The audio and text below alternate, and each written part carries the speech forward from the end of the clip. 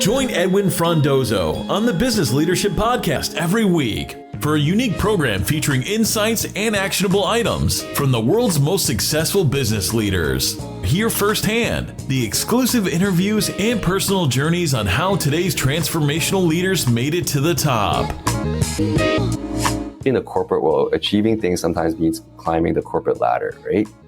And I would say to those young new leaders that always remember what your strengths are and what value you bring to your organization, and become a leader through that versus I just want to lead people. This is the Business Leadership Podcast, and I'm your host, Edwin Frondozo. Welcome back. How are you doing today? Thank you for taking the time to join me. Today's episode is number 118, and my special guest today is my friend, Scott Wu, the Chief Technology Officer at Compass Digital Labs. Scott oversees the technology strategy for the company, and he leads a team of world-class designers, product managers, engineers, and data scientists. Scott has more than 15 years of experience in developing the technology. First off, as the lead technologist at Bell Canada, he has also spent time building an internal consulting team at Allstream that drove internal business transformation projects. One of the significant transformations that he led was in the area of demand generation in marketing and sales. In our conversation, Scott and I talk about many things, but mainly we discuss the challenges of building and scaling a startup business which is embedded within a large organization. We talk about how to maintain consistency in the process and systems when scaling up. And lastly, Scott shares the exciting future of technology within the food space. Today's podcast is brought to you by True Shield Insurance, Canada's most trusted insurer for entrepreneurs and small businesses. Thank you to those who have taken the time to subscribe, rate, and also leave a comment. I really appreciate it. This latest one is from D-Rock, which was left on Apple Podcasts, and they write, insightful, genuine, and ask questions that I'm thinking of. I love this podcast. Thank you very much, D-Rock. I really appreciate your time. So when you subscribe, rate, and leave a review, I will read it out on an upcoming episode. Now here we go.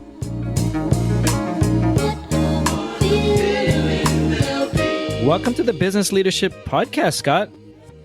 Thanks, Edwin.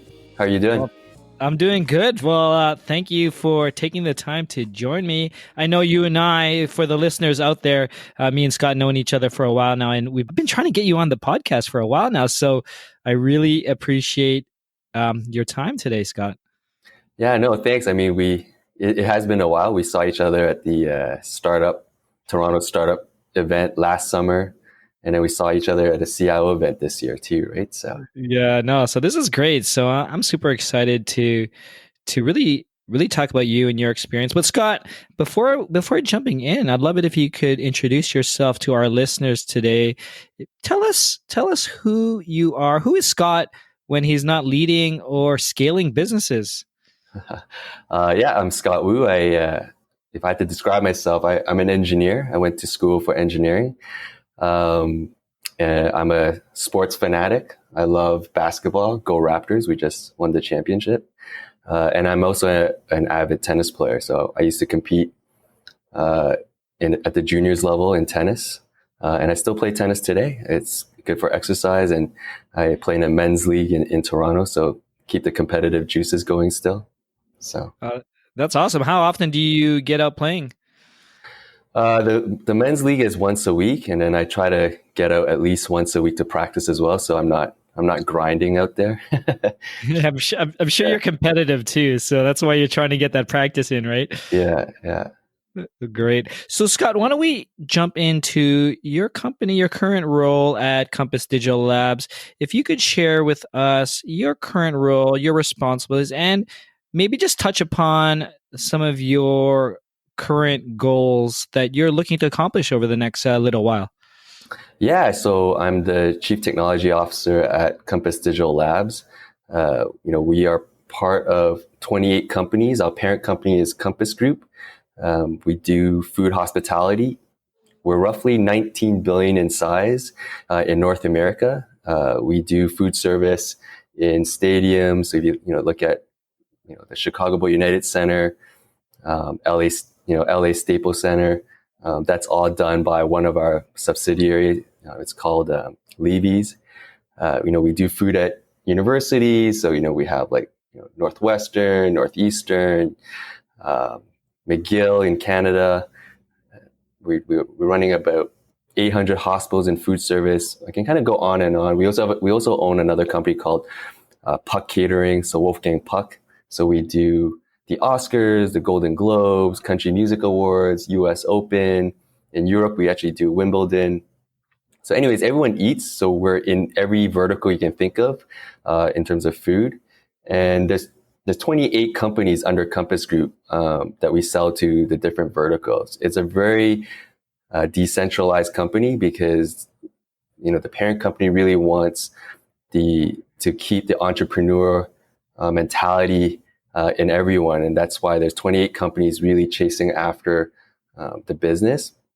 And then Compass Digital Labs was formed 3 years ago, and our mandate is really how do we continue to help all the different companies drive better experiences in the food hospitality space. They do an amazing job already.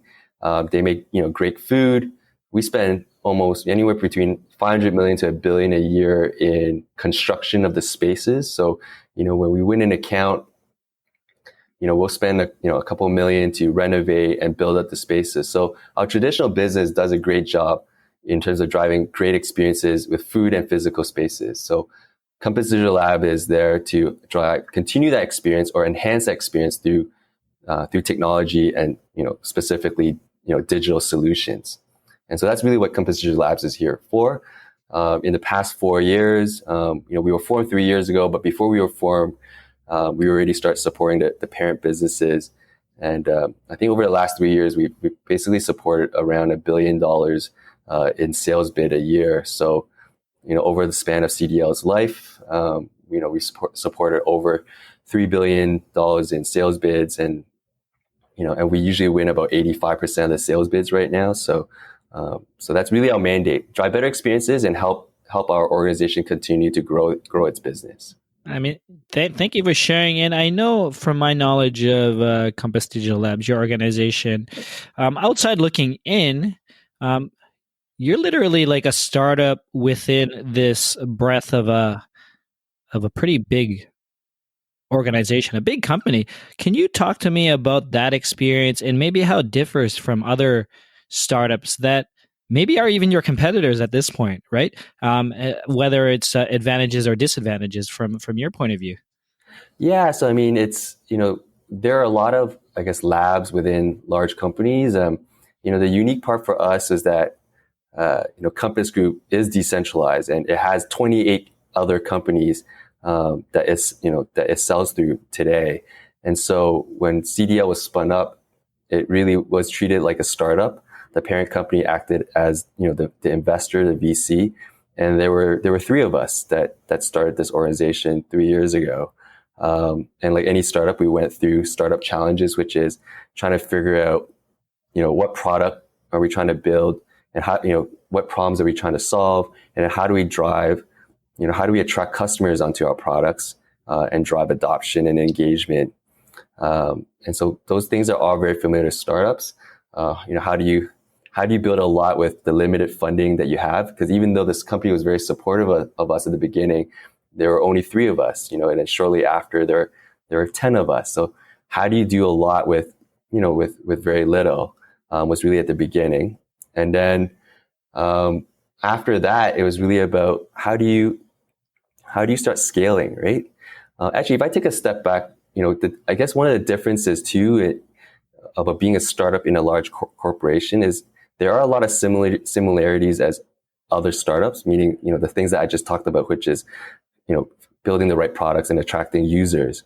But the challenging piece is that you're embedded in this large organization that already has customers, is already winning business and has a specific culture And then how do you align yourself with those companies, and with their business priorities while you're building out your own business priorities? Like if you're an outside startup, your mandate is really about making sure your product's successful and getting a lot of users or a lot of sales into your organization. With us, we had to have that focus while still being aligned with all the other 28 companies. So that was a little bit of a unique challenge for us. Right. And talk to me you're mentioning now you're focusing on scaling. So you started like any startup, three founders, for example, quote unquote founders, whether it looks like that or not on the on the partnership paper is a different story. But like, how large are you now in terms of resources or headcount now? Yeah. So, I mean, I don't want to say the exact number because we're still growing. Yeah. But yeah, I mean, we're over 100 people now, right? Wow. And we have two offices actually. We're in Toronto and we're in Charlotte, and we have small pockets of people in Atlanta, in New York, and then in the San Francisco area as well. And we are treated very much like a startup in the parent organization. We still say there's two leaders right now. There are two founders. One of our other founders, leaders, went to MLSE. Mm-hmm. But right now, Hamza. Yeah. Sorry. Yeah, Hamza. I had him in the past here as well. Yeah, we're still very much connected. I mean, we're still very much in the same industry. He's in the entertainment industry, driving digital, and we're obviously in the food hospitality industry. So Javier, who's the chief digital officer, I'm the chief technology officer. When we meet other startups, we always address ourselves as the two founders of this organization. Within this enterprise company, we're the co-leaders of this organization, which is very, I would like to say it's very progressive of our parent company, because we're the only, out of the 28 companies, we're the only organization that has two co-leaders. And the reason is because they really believe in this startup culture that we've built so far. That's really cool, and like you mentioned, it's pretty innovative in terms of these big parent company. I mean, you mentioned it was the revenue is like $19 billion. So like to even like think differently on that small scale must have a lot of trust from the leaders in that organization, right? I think there's definitely a lot of trust. Trust is built over, its consistency over time, right? So we've been doing this for 3-4 years now. We've been showing, at the end of the day, is what your output is and what your delivery is, right? And so I think the trust is there because we've been delivering back to the business for the past few years, right? So no, that's great. And one last thing, and sometimes this is the challenge from not only probably yours, but also other startups. When startups are super nimble, as they're a small team, they're very innovative, but when they start scaling, implementing systems or processes within their organization, sometimes the innovation could take a backseat to scaling. Can you talk to us about that challenges and how you're looking to improve or at least find the balance between the two? Yeah, I mean, that's a very good point, Edwin. I would say the first year and a half of our organization, as a startup, we were trying to, one of our main products is our mobile app, where we do mobile order, mobile pay for a lot of our locations, and we also do food delivery. So at the beginning, you hear the process. You have designers or researchers or engineers going out there to really trying to figure out what the problem we're trying to solve. How do you delight or surprise your customers? Internally, we like to say, how do you create this magical moment for your consumers? And that's why they want to engage with you, right? So, a lot of the time at the beginning was trying to figure that out, try to understand your customers, and then building out solutions. And then, you always hear the story, stay agile. So you build a solution, test it with your users, and then kind of iterate your solution. So I would say the first year and a half was really about that. And then as soon as we start getting traction on our products, then the demands start coming, where we're now asked to scale to like hundreds of locations. And so that became a totally different focus and challenge for us as leaders. As a leader now, instead of focusing on making sure we're, building the right products or building the right features, all of a sudden now it's like, well, wait, how do we bring our products out to 200 locations in the next 3 months and make sure that the the quality is still there, the experience is still there.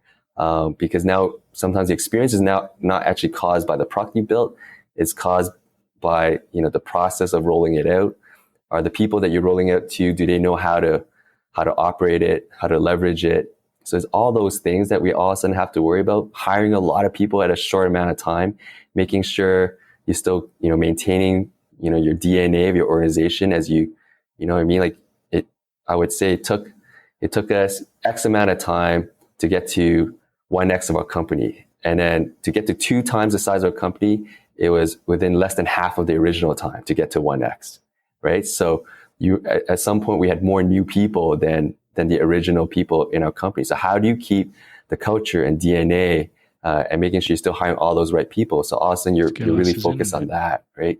So I would say the last year was growing the people, hiring people at all the different locations, building out all the process, things that you don't normally talk about as a startup. Startup is all about innovation. As you start scaling, you start using terms like we need frameworks, we need process, because when you don't have process, things aren't repeatable. When your company is small and there's 10 people, you don't need process to make sure things are repeatable because you're very connected to everyone on your team. There's only 10 of you. But all of a sudden when there's 80 of you or 90 of you and people are going to multiple locations to roll out your products, and if you don't have a process, that means everyone's doing things differently. Everyone means well, but then you just can't have that consistency of quality, right?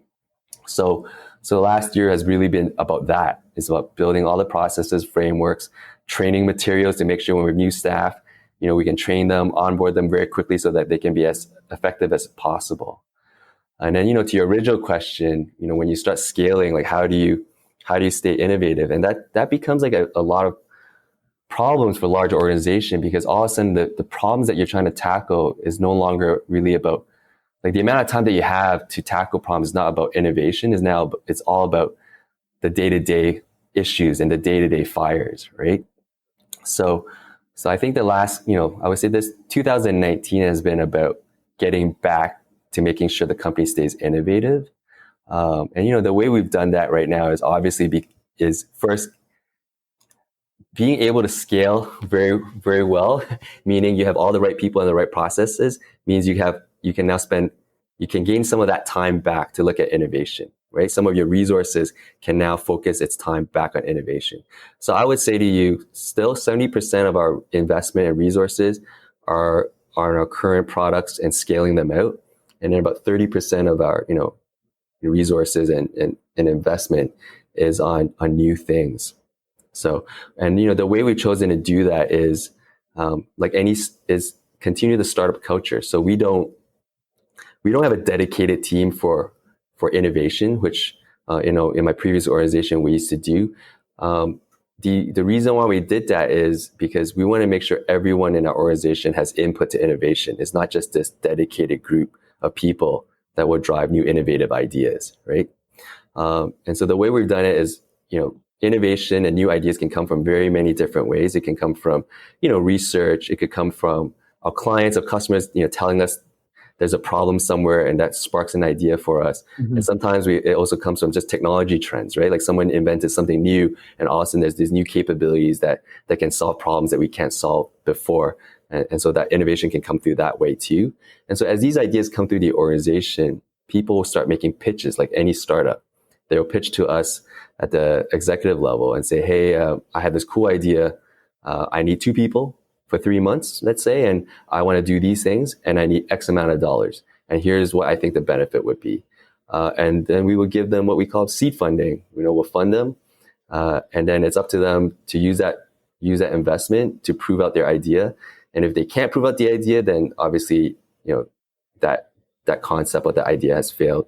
But if it becomes something successful, now like any startup, it's like mini startups within our organization, right? We will now fund them for their next phase. So we'll say, here's your next phase of, phase 1 funding, or, in startup world, that's your Series A funding, right? So, So we kind of had that same methodology as our company grew. That's how we started when we were 3 people. Now that we have more people, we're just trying to make sure that framework is still there. But because we have more people, the idea should be we just have more innovation because there's more people coming up with new ideas, right? So. Hey there, how are you enjoying this episode? with Scott Wu. But before getting back to it, I'd like to take this time to say thanks to today's episode sponsor, True Shield Insurance, Canada's most trusted insurer for entrepreneurs and small businesses. True Shield not only will help educate you on the risks of your business, but also provide unique solutions, including the ability to purchase your insurance directly online. Simply go to trueshield.ca, answer a few questions, and get a quote which you can purchase. Let True Shield help protect what you've been working so hard to build. Now let's get back to the conversation that I'm having with Scott. I want to just change gears a bit as when I look at your career, you've led multiple teams in different organizations. Can you share with us maybe a difficult decision that you had to make that eventually, looking back, it eventually allowed you to grow as a business leader? Yeah, I mean, every leader has their strengths and weaknesses, right? So, obviously my background is engineering.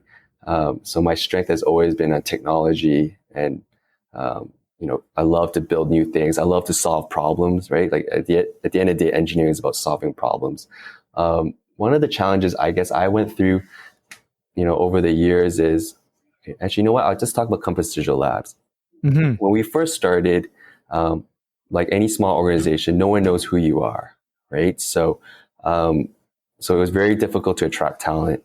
So, we had to spend a lot of time, presenting, networking, getting our brand out there to attract people. And we would call it, the phase one of the company's talent, right? And we are very thankful for these people because they helped us build a lot of products that we have, and helped us get to where we need to get to today. But the challenge, I think that some of the tough decisions that I had to personally make was that while those talent was really amazing and helped us get to where we needed to get to, there were some limitations in some of this talent, right? Mm-hmm. And as we grew, we needed other people with other skill set. So sometimes it's hard to make that call to say, when do you need to bring in someone else to help us out, right? Because one, you're very loyal to your current folks, and you want to give everyone the opportunity to keep doing new things and grow. But sometimes you have to make the decision to say, hey, you know what?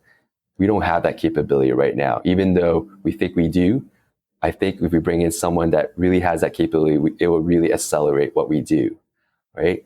And so that to me, was a little bit challenging at the beginning because it means, either some people, decide to leave the company because they really wanted that opportunity, but we had to make a tough decision to say, hey, we want to bring someone else that can really help us to do that. And so that was challenging at the beginning. Yeah, and it sounds like, and I hear this a lot from whether they're the business executive or an entrepreneur, is really understanding. And what I heard you say was understanding what your strengths are. And the challenges is knowing that and knowing when to bring people in almost as fast as you realize that missing attribute that you need, right? I'm wondering and I was just thinking about this, Scott, as your company is scaling now, and you're obviously looking to grow and build either leaders in-house or bringing leaders in, I'd love it if you could share some insight into what you would tell someone who's going into their first management role or a leadership role. Like, what tips would you give them, or what tips would you give Scott going into his first leadership role? Yeah, so it's really a good question because sometimes when we meet with people, and we say, hey, what are your career goals, or what do you want to do in 2-3 years?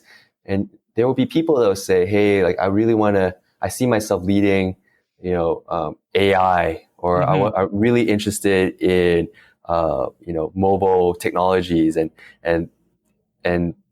those are really good answers. But sometimes we also get answers where people will say, I really want to manage people, or I really want to lead people. Mm-hmm. And the feedback we always give is that you should always figure out where you want to be in your career, meaning like how do you be passionate in what you do? Meaning like your goal should never be, I want to lead 10 people, because your goal should be, I want to solve an issue, or I really want to become an AI expert to solve, this problem. Because that, if you're passionate about that, I think leading people would come naturally, because if you know what problems you're trying to solve as a technology leader anyways, right? I think because it's hard for someone to just be passionate about, I guess the answer is like, you gotta be passionate about what you do, right? Because I think it's hard for someone to say, I'm passionate about leading 5 people. But you do definitely hear someone say, I am so passionate about artificial intelligence. And I have a team of 5 people that helps me solve problem X, Y, and Z, right? So I think, for new leaders, because, a lot of leaders are all type A personality, they all want to achieve things. And especially in the corporate world, achieving things sometimes means climbing the corporate ladder, right? And I would say to those young new leaders that always remember what your strengths are and what value you bring to the organization, and become a leader through that versus, I just want to lead people. I don't know if that makes sense, Edwin. No, I love that. I mean, and from what I'm hearing is really become that subject matter expert. Be passionate about the topic you're in, or be the best person you are in terms of the role that you're in, and then people will follow you naturally. And that's what I'm hearing for. And I guess to continue along that line, Scott, I'm wondering, as maybe you've grown and been passionate in technology, and you found yourself in these type of leadership roles, I'm wondering, what are the type of things that you did to either retool yourself or upskill yourself to continually to grow and become that effective business leader? Because as you said, you didn't go into it saying, I want to be a good business leader, but now you're a business leader and pretty successful at it. So I'm wondering, what advice can you give in terms of what you've done to grow? Yeah, I think one is just study other leaders, right? And not just study one, but like look at a lot of leaders around that, and not necessarily only in your industry, in very many different industries, and see what you like about them, and then not to say copy them, but figure out what works for them that will work for you. Is a really good way. So for me, like obviously in the technology side, like the Microsoft CEO, when he came in, really, thought highly of him, because he was able to take this really, previously very successful organization, but, in the technology world anyways, thought that it's starting to stagnate. And he found ways, to make his people excited about the company again, excited about the work again. And he's a very compassionate and empathetic leader, versus the previous leader, which was very much results driven specifically only, but not as empathetic. And so it was interesting to see that leader come in with a totally different style, and basically invigorate the organization. But then you also look at I also looked at leaders from totally different industry, and really learn from them, and then basically start emulating them and figure out what works for me, right? No, that's great. I really appreciate that. And it's also, and what I tell a lot of people, sometimes, young professionals, like, I can't, find that mentor. But I always say, you don't have to know these people personally. You could read about them, study about them, read biographies, right? And learn what moved them or what was their passions. I wanted to just really touch upon, because you and I both share like that passion. I'm a computer engineer as well, background in technology, and really talk about some of the changes or innovations that's not only happening within the technology services world, but also internally with like artificial intelligence. I'm wondering, how you are preparing, or even thinking about how you lead the new generation, of the next generation of the workforce with all these enablements in-house. Yes, I mean, artificial intelligence is I think it'll be the buzzword for us for the next 2, 3, 4 years, right? Just like a couple of years ago, big data, was the big buzzword. So, I mean, artificial intelligence is obviously a huge focus area for Compass Digital Labs. We have a data science team. I think, the trends that we're seeing right now, obviously, is just like any business should be leveraging their data to help make better business decisions, right? And for us, that could mean, something trivial like how do you manage your labor better? Like we have 250,000 employees in the United States, and then another 30,000 employees in Canada. That's nuts. So that's a lot. And we're growing at about $1 billion a year. So in 2-3 years, we're looking at 300,000 to 350,000 employees, right? Mm-hmm. So at that scale, like how do you leverage your data to make sure you have the right employees, you're scheduling them, you're placing them in the right places, to really help aid your management folks so that, a lot of times these decisions right now are done manually, right? So, and even with digital system, it's still done manually, but how do we use AI to really help automate some of these things, right? So that obviously is a, potential area. The other areas is just really, things that it's more retail oriented, meaning like, recommendation engines to make sure our consumers are getting all the recommended products and suggestions to them, right? But I think the other areas that, my team's really looking at right now is that, when you hear the terms AI, it's still very new, right? Like we're a couple of years, into this area right now. So, you'll hear things a lot right now where people would say, in order to be very effective in AI, you need to have a lot of data, right? Which is very true. People will say, hey, having a very, sophisticated AI algorithm is not as important as having the volumes of data. And that's why there's a lot of people saying that China will be a big player in AI because the number of people that they have will help generate a lot of data so that they can train their AI algorithms, right?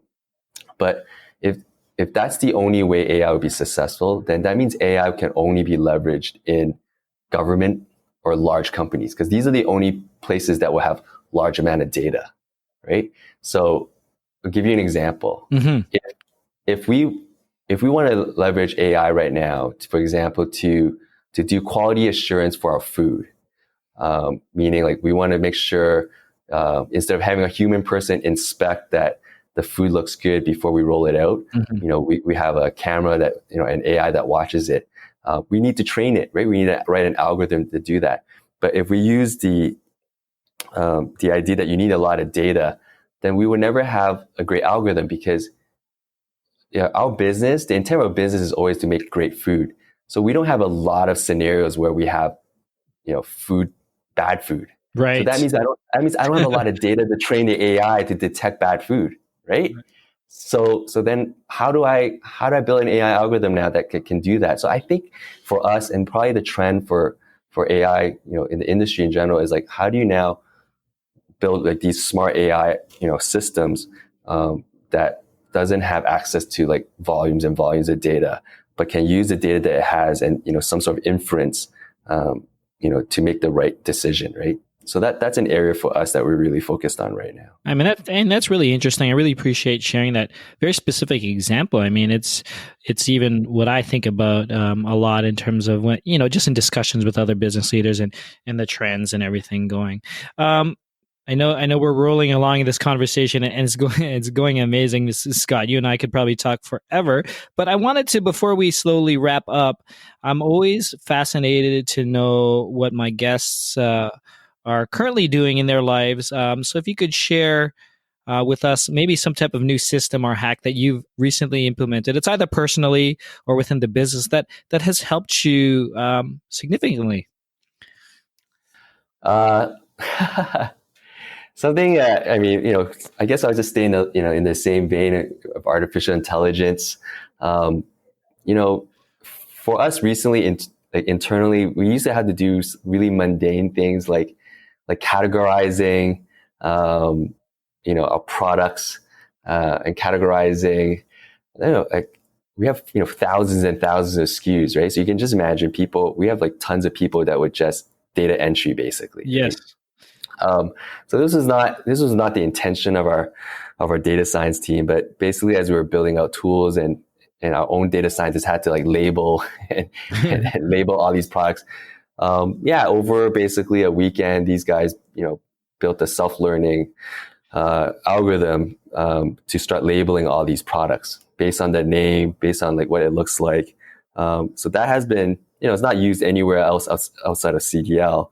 But it's something that has really brought made the work a lot easier for our own employees, right? Well, I love that hack in terms of like just making everyone more efficient. And who knows how the hours that you're saving at this point.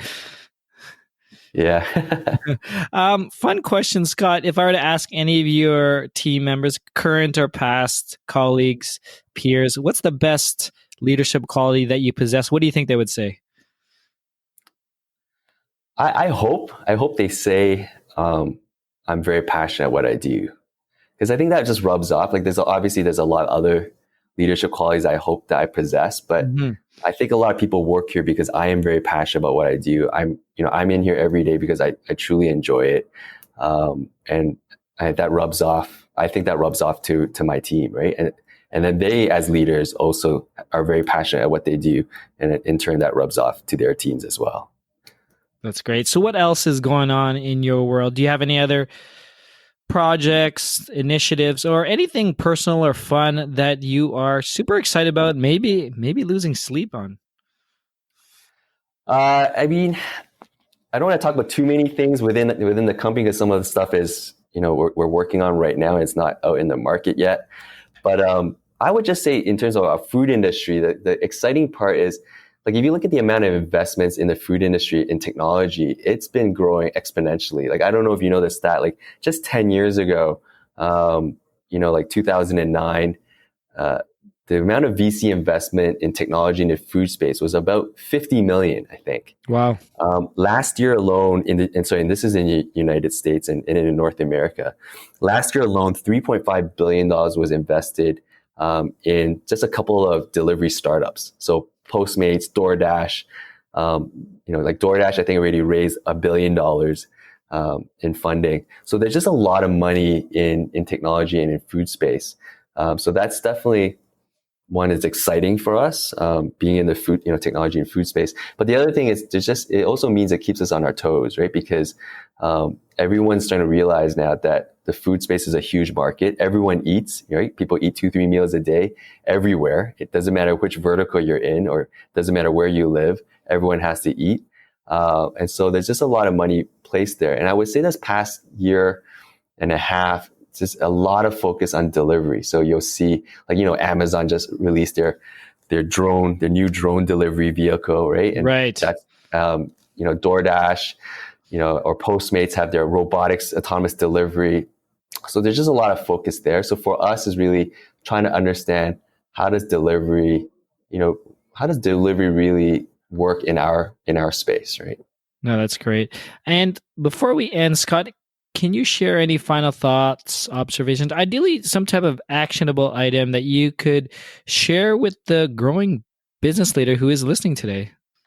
I think it's just, finding the right people. It seems very obvious, but since the Raptors won, just use a sports analogy, right? Like, if you look at sports teams, it's always about getting the right players on your team, either through drafting, so drafting new players. So make sure you have a great, bench program to hire new young talent into your company. Sports team trade players. So fortunately, we don't trade employees. But sometimes it's, like I said to you, like, so the toughest decision as a leader sometimes is also making sure the wrong people, or the people that are not in the right fit are not in your organization, right? So.